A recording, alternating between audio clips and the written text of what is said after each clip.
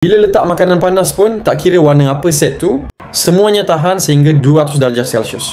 Maksudnya apa? Kalau saya ambil set biru atau set ungu, pengalaman tetap sama. Tak ada isu variasi lain lebih nipis atau kurang tahan. Kesemuanya kekal konsisten. Dan tu sebenarnya key point. Kenapa orang suka benda yang standard tapi cantik? Tak payah fikir banyak. Pilih warna aja. Masa saya bawa set ni untuk piknik pertama, saya guna warna ungu sebab itu warna favourite saya. Kawan saya pula beli warna pink. Bila kami susun atas tikar, barulah nampak persamaan ketara antara kedua-duanya.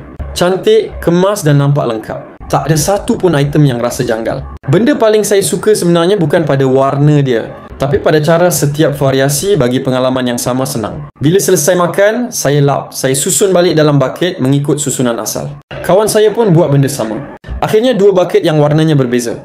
Tetap tutup dengan kemas.